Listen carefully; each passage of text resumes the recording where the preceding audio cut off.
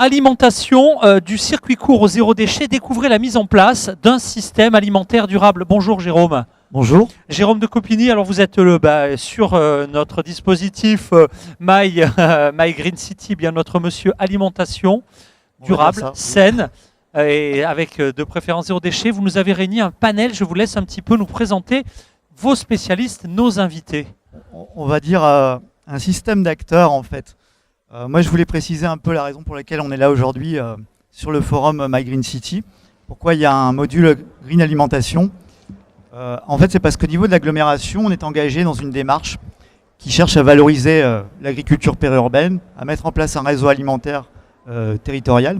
On parle même maintenant de système alimentaire territorial. Et en fait c'est la raison pour laquelle on a aujourd'hui souhaité associer différents acteurs. Ils vont vous montrer un peu la diversité de ce qui se fait sur ce sujet-là. Tout simplement parce que l'alimentation, l'agriculture, ce sont vraiment des sujets qui sont en fait connexes et on va dire l'un ne va pas sans l'autre. Donc moi-même je vais vous présenter un peu rapidement la démarche au niveau de l'agglomération, mais effectivement on a souhaité associer différents représentants, on va dire du producteur jusqu'au consommateur, j'irai même un peu plus loin avec tout ce qui concerne la gestion, on va dire du gaspillage alimentaire. Dans l'ordre tel qu'il est présenté ici, Monsieur Gaëtan Savary de l'entreprise Mange Malin, qui est un local, on peut le dire. Madame Mathilde Clément, qui représente la Chambre d'agriculture, qui travaille aussi sur l'approvisionnement local. Monsieur Dominique S, qui est directeur de l'association Les Anges Gardiens, qui est très impliqué sur notre territoire. Monsieur Jean-Loup Lemaire, qui représente l'association La Tente des Glaneurs. Et également Madame Danielle Potrel, qui est consultante et qui intervient sur tout ce qui concerne le bien-être alimentaire au travail.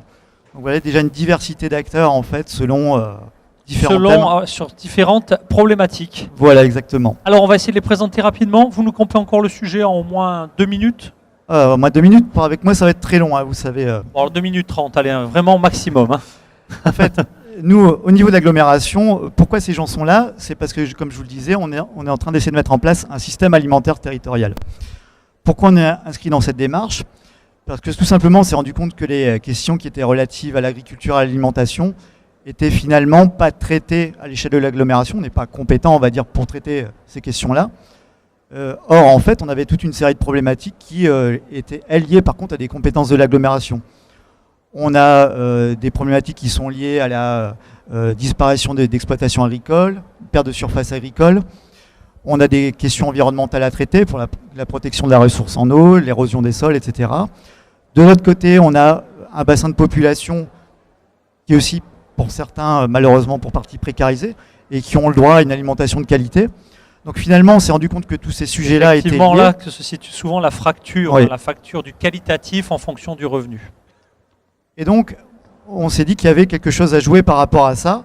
Et donc sur toutes ces thématiques qui sont finalement du développement économique, qui concernent de l'aménagement du territoire, qui concernent la politique de la ville par exemple, finalement il y avait un lien commun qui était l'alimentation et l'agriculture. Donc il y a vraiment une politique cohérente à mettre en place à l'échelle de l'agglomération. Il y avait aussi d'autres aspects qui étaient très importants, c'est qu'on s'est rendu compte qu'il y avait un certain nombre de communes, de territoires à l'interne au niveau de l'agglomération qui sont très mobilisées sur ces questions-là. Il y a des communes comme Los Angoël par exemple, avec le projet Vital, avec les agriculteurs du groupement Biolos.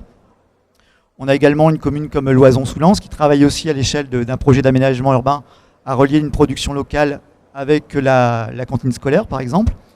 Donc il y a des gens qui travaillent comme ça de manière individuelle. Il y a tout le travail qui est fait, Dominique S pourra le présenter après, par les Anges Gardiens, pour essayer de mailler le territoire au niveau alimentaire. Donc il y a déjà plusieurs initiatives comme ça qui étaient menées. On pourrait citer également la commune de Lens qui travaille par exemple sur un projet d'approvisionnement de produits locaux. Donc il y avait toute cette série d'acteurs qui étaient déjà engagés, mais pour avoir vraiment une efficacité sur ces questions-là, il faut travailler à une autre échelle, il faut travailler à une échelle d'agglomération. Donc c'est la raison pour laquelle nous, à l'échelle de l'agglomération, on a lancé toute cette politique pour mettre en place cette démarche. Donc on a engagé déjà un certain nombre d'actions, on a participé par exemple l'année dernière à une manifestation qui s'appelle la Fête Paysanne, qui a lieu sur Los Angoël, mais qui pourrait très bien être renouvelé. Amis acteurs des territoires, il ne tient qu'à vous de relayer, de démultiplier la problématique. En 4 secondes, c'est quoi l'événement? La fête paysanne, tout simplement, C'est une manifestation qui est organisée par l'association ADEARN qui vise à valoriser l'agriculture durable, responsable et l'agriculture paysanne également. Donc nous, on a mobilisé les associations locales autour de cet événement. Et bien sûr l'agriculture biologique. Donc voilà. On a également tout ce travail ce dont je parlais là auprès des communes et des acteurs locaux. On a fait également un relais en fait. On a voulu savoir en fait ce qu'attendaient les communes par rapport à ces questions d'alimentation et d'agriculture. Et on a fait une enquête par exemple en 2016. On a eu un très bon taux de retour.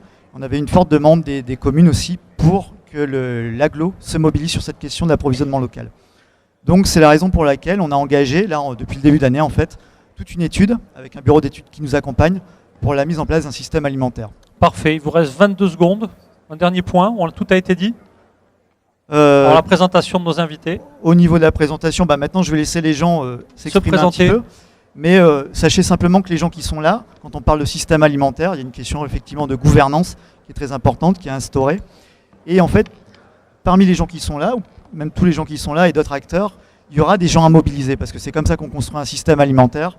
On va traiter les problématiques d'aménagement, les problématiques d'environnement, les problématiques sociales, les problématiques économiques. Et c'est à travers ce maillage d'acteurs qu'on va mettre en place ce système. Un système à suivre et dans lequel, mesdames et messieurs, vous êtes toutes et toutes invités, associés à relier un petit peu les collectifs. Gaëtan, bonjour. Rapprochez-vous du micro. Gaëtan Savary, bonjour. Mange Malin, c'est quoi ? Alors Mange Malin, c'est très simple. C'est une jeune start-up qui a été ouverte donc, entre Lens et Arras, à Farbu précisément. Et nous, notre objectif, c'est de prendre le producteur, le consommateur et d'enlever tout ce qui est entre eux. Pour vraiment développer le circuit court entre le producteur et le consommateur pour savoir enfin ce qu'on mange, enfin savoir qui a produit donc, le produit, que ce soit le légume, que ce soit le fromage, et enfin faire vivre les producteurs qui sont derrière. On sait ce qu'on mange et on fait vivre en proximité les acteurs du territoire. On mange plus cher, moins cher, plus sain. C'est quoi vos fondamentaux, c'est quoi vos valeurs chez Mange Malin ? Alors chez Mange Malin, on a beaucoup de valeurs et c'est beaucoup d'économies à faire aussi. En fait, on mange donc plus sain parce qu'on sait ce qu'on mange. On mange plus sain parce qu'on va nous voir les producteurs, on va contrôler les producteurs, on va savoir ce qu'on vend. C'est pas forcément du bio, ça peut être du bio. Après, ce qui est compliqué, c'est que nous, on travaille, on a un périmètre maximum de 80 km à respecter. D'accord. Mais donc, c'est compliqué encore de trouver tous des agriculteurs bio à moins de 80 km. Si c'est pour chercher le produit bio à 300 km, ça vaut plus la peine d'aller chercher. L'empreinte écologique dégrade. C'est ça, comme beaucoup le font malheureusement. J'ai peut-être lancé un débat, j'ai dit une bêtise. Bon, non, restez avec nous, votre témoignage dans pas longtemps, ok. Et du coup, nous, le principe, c'est qu'on met en avant aussi des produits qui sont sans traitement chimique, qui n'ont pas le label bio parce que ça coûte aussi de l'argent. C'est de l'agriculture raisonnée. L'agriculture plus que raisonnée. Des produits qui sont de temps en temps raisonnables aussi et qui sont de temps en temps même pas traités dans l'année. Et comme ça, on peut indiquer aussi aux clients, voilà, le produit que vous avez là n'est pas labellisé bio parce que la personne n'a pas encore voulu se labelliser. Ça coûte aussi de l'argent, ça a de l'investissement. Mais vous mangez un produit qui est sain et qui est garanti sans traitement chimique. Vous travaillez avec des collectivités et des particuliers qu'avec des particuliers? Alors pour l'instant, on travaille vraiment avec des particuliers sous forme de drive, où on demande donc aux particuliers de se connecter sur mangemalin.fr, sélectionner leur point d'entrée. Donc on est à Lens, on a un point d'entrée à Lens, on a 2 sur Arras, un sur Farbu et un prochain à Saint-Laurent. Donc où les personnes font leur commande jusqu'au mercredi soir minuit pour récolter leur commande le vendredi ou le samedi. Et là-dessus, donc avantage, désavantage. Avantage, c'est que comme vous commandez avant mercredi soir minuit, le producteur va savoir ce qu'il faut récolter dans son champ. Donc vous allez manger les produits qui sont récoltés le matin même. Ouais, donc c'est fraîchement cueilli, c'est mûr. C'est ça, c'est mûr, c'est fraîchement cueilli. Quand c'est la période des tomates, vous avez des tomates qui ont du goût. Elle est rouge, elle est bien. C'est ça, elle est sucrée, il y a tout ce qu'il faut. Et ensuite, donc ils viennent chercher, ils payent en ligne et ils viennent chercher directement sous forme de dry. Après, collectivité, on commence à s'y intéresser. Aujourd'hui, je suis fils d'agriculteur moi-même. On a donc une chambre froide, on a donc le stockage à Farbu, qui est notre base logistique. On a un camion frigorifique, donc qui sert pour nos drives. En fait, c'est des drives vraiment mobiles pour particuliers, on revient dessus rapidement. On a le camion, on déplie une tonnelle, on se branche sur secteur, et derrière, c'est vraiment un magasin à l'extérieur. Parmi les valeurs de My Green City, vous avez compris que la relocalisation de l'économie est au cœur de nos valeurs de travail. Donc, amis des collectivités, vous avez un jeune entrepreneur qui a besoin de vous, qui a envie de bosser avec vous. Vous n'hésitez pas. On rappelle l'adresse du site web. C'est mangemalin.fr. Allez, merci. Témoignage suivant. Bonjour, je vous laisse vous présenter. Bonjour, donc Mathilde Clément, chargée du développement territorial à la Chambre d'agriculture. Alors, la Chambre d'agriculture, acteur historique, mais qui n'a pas peur d'allier tradition et modernité. Témoignage sur les projets actuels en matière d'alimentation intelligente. Alors, au niveau de la intelligente. Chambre d'agriculture, on est là pour accompagner les agriculteurs dans le développement de nouveaux débouchés. Donc, l'approvisionnement local, ça en constitue un. Et donc, il y a différentes solutions qui existent, le drive, le point de vente collectif, les distributeurs. Et l'idée aussi, c'est de développer l'approvisionnement local auprès des établissements de restauration collective, quoi.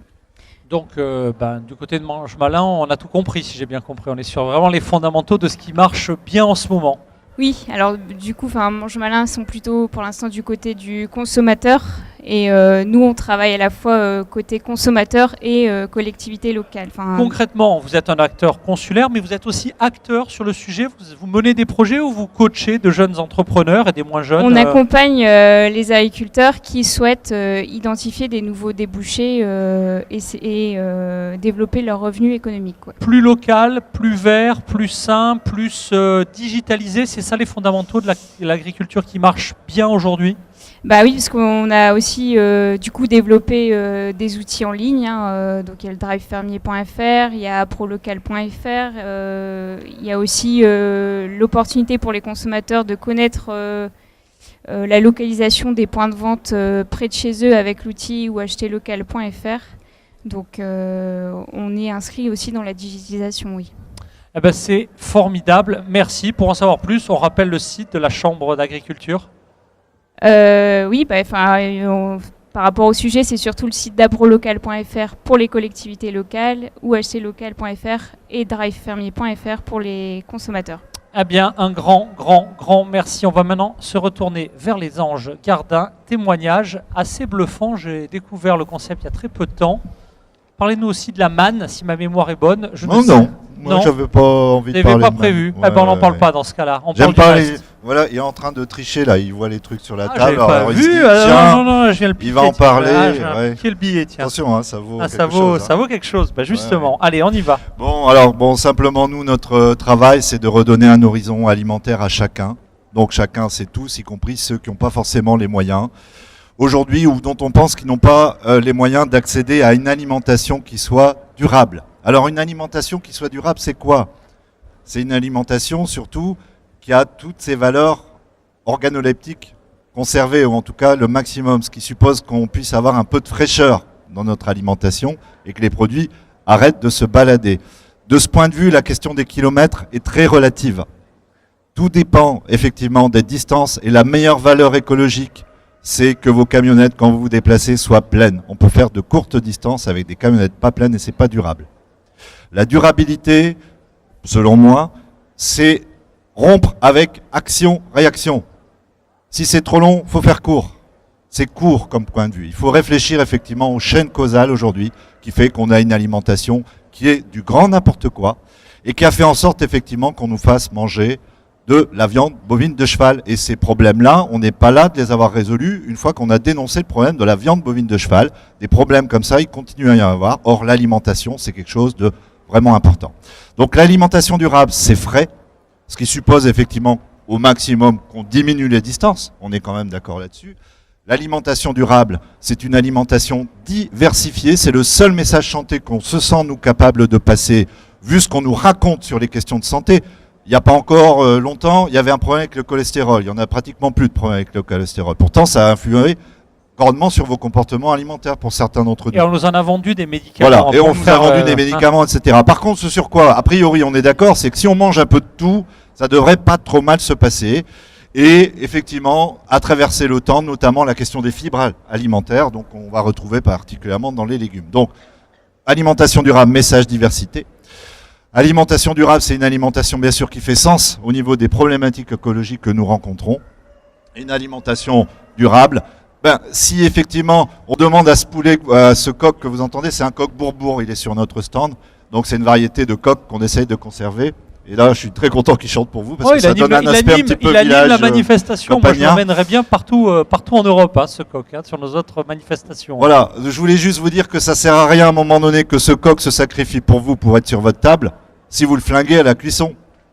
Donc le soin culinaire est également important. Donc notre travail, c'est de fournir des produits frais au plus près des lieux de vie des mangeurs, donc en l'occurrence sur le territoire de la cale.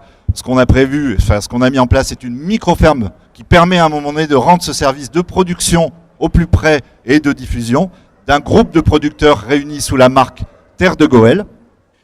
Et donc du coup, notre travail, il y en a d'ailleurs un qui est là, Pierre Namageux, là derrière, vous ne voulez pas se présenter comme Terre de Goël, mais tant pis, je le grille. Voilà, bravo, oui, on peut l'applaudir. On peut l'applaudir bien fort, un producteur d'ultra proximité. Et notre deuxième travail, c'est d'accompagner le mangeur. Parce qu'il faut ouvrir les chakras des mangeurs pour apprendre à comprendre comment cette alimentation, qui est quelque chose d'important, il faut avoir, sans forcément dramatiser les choses, une réflexion un petit peu plus nourrie, si j'ose dire, si vous me passez l'expression. Alors moi, je vends deux choses aujourd'hui. Bien sûr, Terre de Goël, vous pouvez les voir là-bas. Donc ces systèmes de distribution, ils se valent tous, je pense. Tout ce qu'on met en place a de la valeur et je vous encourage vraiment à avoir un regard attentif sur ces systèmes-là et de voir si vous êtes dans des entreprises, comment ces systèmes peuvent venir dans les entreprises. Par exemple, en adoptant un point relais. Je viens vous parler juste d'un club qui s'appelle Elemia. Et ce club, en fait, c'est ce qui va permettre, enfin, c'est une proposition qui pourrait permettre à des entreprises de se réunir pour voir comment travailler ensemble sur la durabilité, l'alimentation durable et aussi l'insertion professionnelle de gens qui aujourd'hui travaillent dans le cadre de jardins de cocagne à effectivement produire ces légumes. Et ce qui est intéressant, c'est que aujourd'hui, il faut aussi inventer une économie de la transition écologique et sociale et cette économie doit s'adapter à la réalité des gens et pas toujours faire en sorte que les gens s'adaptent à l'économie. Et de ce point de vue, je me méfie énormément de la surtechnologisation du secteur agricole à cause de cela.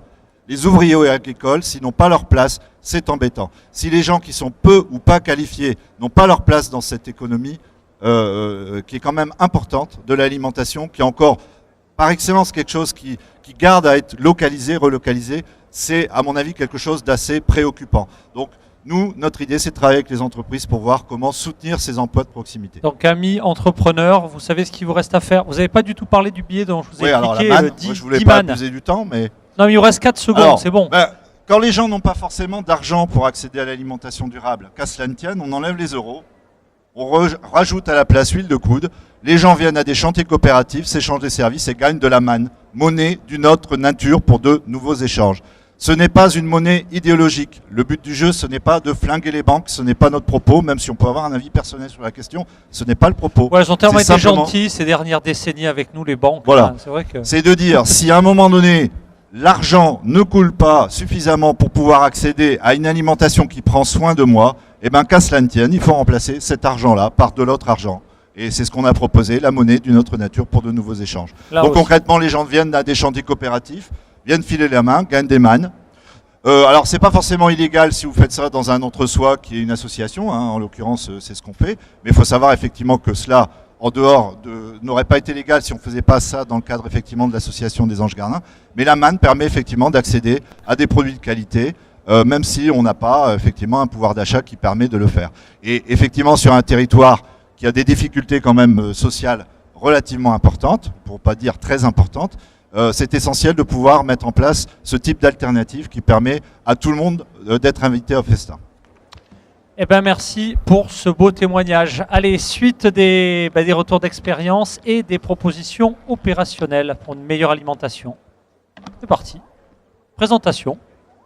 Eh ben, je m'appelle Jean-Loup. Moi, j'ai créé la Tente des Glaneurs, qui est une association concept franchisée qui fait de la redistribution solidaire alimentaire. On a tous entendu parler du gaspillage alimentaire. On connaît tous les restaurants du cœur, on connaît tous la banque alimentaire, tout ce système qui travaille avec les grandes surfaces, les petites surfaces, les moyennes surfaces, qui enlèvent des produits, comme on dit, toujours les invendus des grandes surfaces.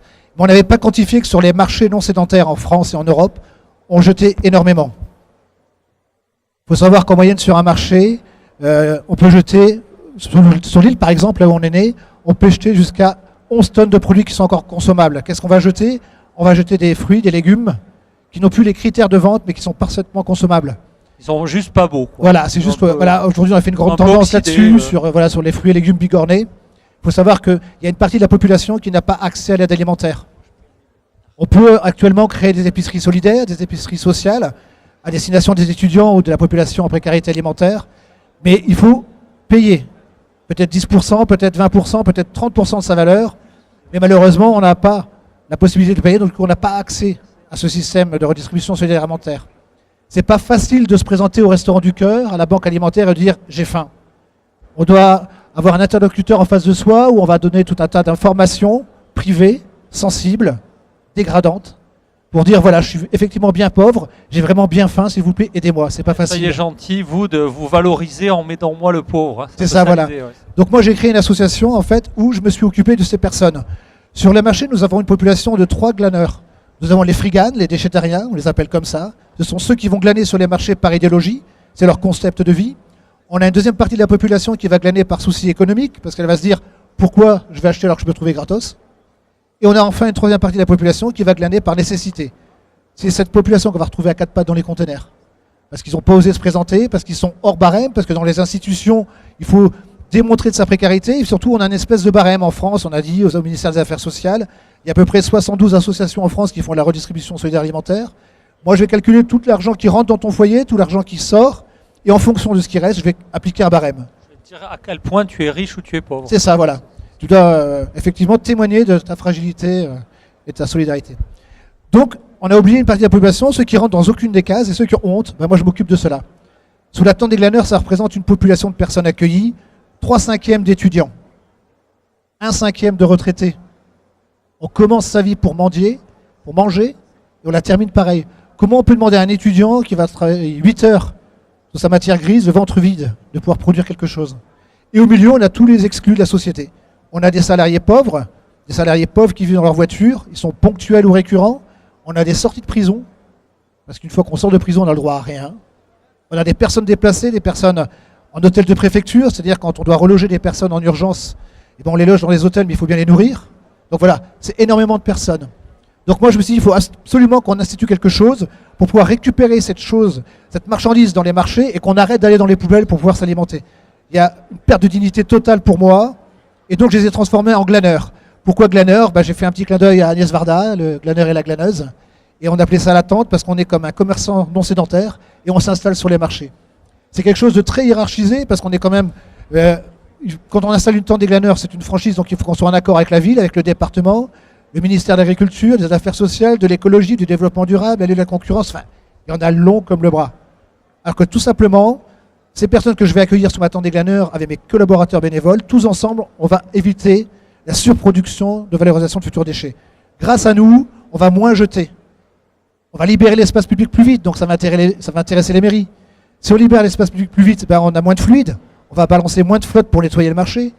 On va moins brûler de marchandises, donc la méthanisation, c'est bon aussi. Et surtout, c'est un axe solidaire. Grâce à ça, le commerçant, il va gagner de l'argent 3 fois avec moi. Il te reste 15 secondes. Ça marche. Il va gagner 3 fois de l'argent avec moi. Il va gagner parce qu'il devient acteur solidaire, donc les gens préfèrent acheter chez lui que chez les autres. Il va diminuer sa taxe, en fait, sur les déchets, et on va pratiquer de la survente. Les gens vont acheter des choses qu'ils vont lui donner, qu'ils vont nous redonner. On redistribue légumes, fruits, pains et fleurs. Ça se passe partout en France. On est sur Grenoble, sur Strasbourg, sur Caen. On espère un jour venir s'installer sur Lens.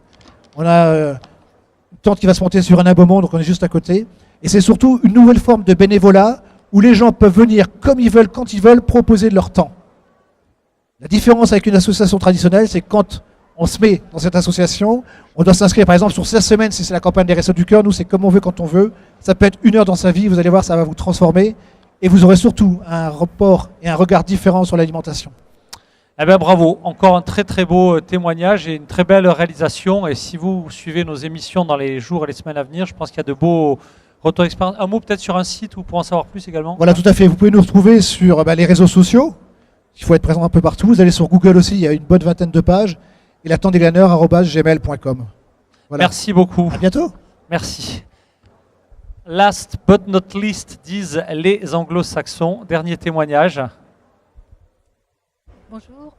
Ah, il faut carrément coller. Regardez, moi je colle comme ça sur mon menton, Bonjour. moi ça bouge plus. Voilà, ça marche.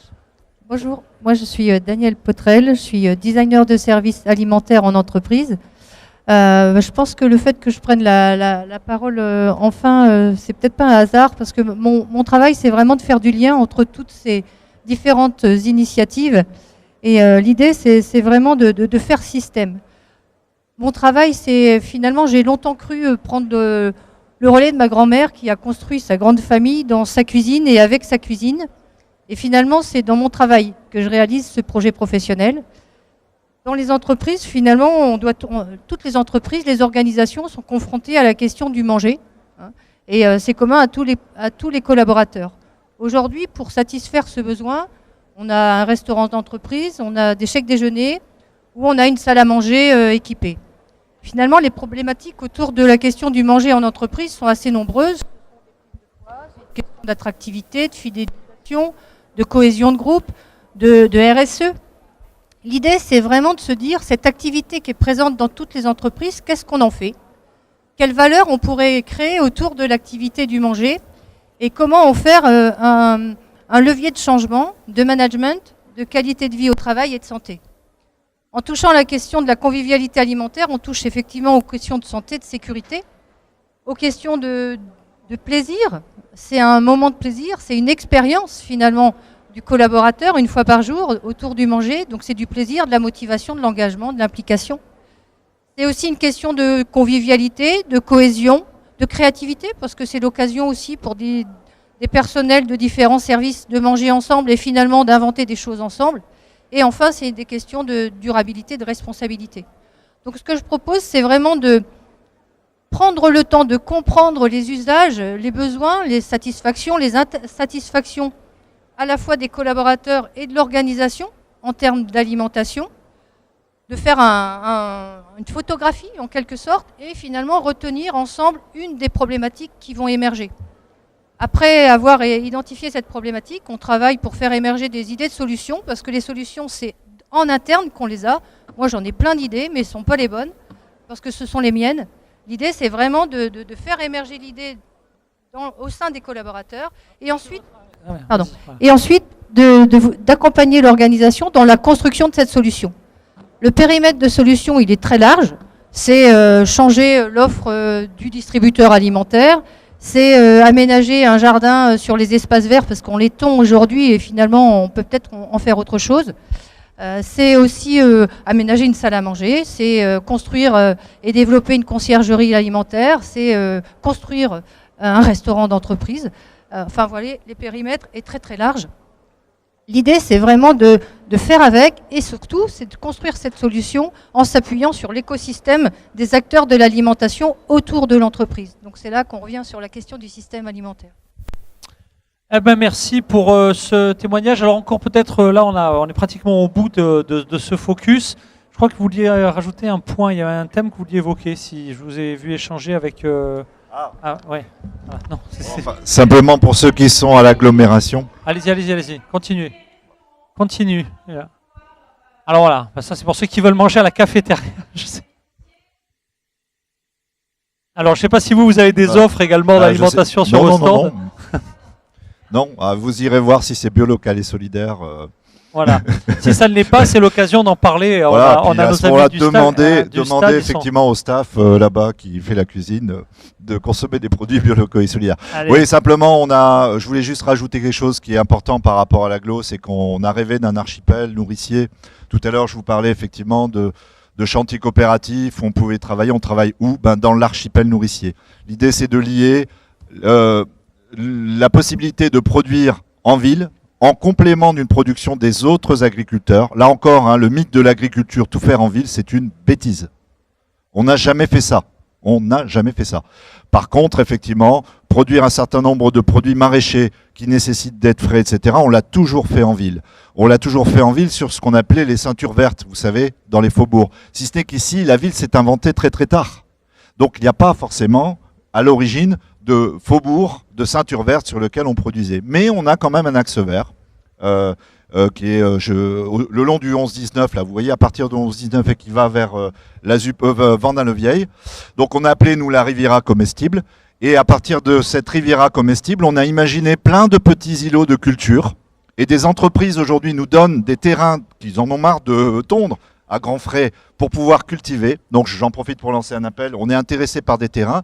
Ces îlots raccrochés par cet axe vert font l'archipel nourricier du cœur de Goël. Et c'est ce qui nous permet de produire. Et moi, je rêve de pouvoir le faire avec effectivement toute cette énergie qu'on arrive à mobiliser aujourd'hui, de faire un grand bassin fruitier notamment, puisqu'on manque beaucoup de fruits sur la région, à partir de cet archipel, mais pas seulement, des légumes ultra ferme frais. hydroponique. Voilà. Non. Alors, peut-être pas hydroponique parce que c'est compliqué. Alors, nous, on est certifié en agriculture biologique, donc le contact avec le sol est important. Moi, je ne suis pas entry hydroponie primaire, mais bon, j'ai envie de dire aujourd'hui, à partir du moment du terrain arable, c'est bien de pouvoir le cultiver. Et si ce terrain arable qu'on peut cultiver nous permet, moyennant certains petits aménagements, d'y aménager de la biodiversité, ça fait plein de fonctionnalités sur ces terrains. Et du coup, peut-être des empêchements demain de bâtir à tout va ces terrains n'importe comment. Et alors qu'on sait qu'aujourd'hui, on a un grand enjeu de biodiversité et un grand enjeu de nous nourrir. Merci. D'autres points à rajouter? Tout a été dit? Eh ben, peut-être en 10 secondes le mot de la fin. Il faut récupérer au plus vite le micro. Allez, des conclusions en 10 secondes. En 10 secondes. Voilà, moi je reviens un peu sur ce qu'on disait au début pour boucler la boucle en fait. Et préciser que voilà, le système alimentaire, j'espère qu'on en a fait la démonstration, c'est tout simplement le réseau d'acteurs qui est là, qui existe, et les acteurs potentiels qui seront mobilisés. Parce qu'on raisonne vraiment de cette façon-là, c'est-à-dire qu'il faut agir sur le bassin de production, sur toute la chaîne logistique, sur le consommateur, je dirais même le consomme-acteur, quelque part, c'est un peu ça l'idée, parce que ça c'est un point qui est très important, donc c'est vraiment l'ensemble des acteurs qui vont se mobiliser pour pouvoir mettre en place ce système d'approvisionnement local et bio. Ça ne se dégrade pas, c'est quelque chose qui se construit en fait collectivement. Voilà. Eh ben, merci Jean, merci à tous les 6 d'avoir participé à ce focus. Merci pour vos applaudissements. Merci à vous d'avoir assisté à l'enregistrement de l'émission. À bientôt à l'antenne de My Green City. Merci.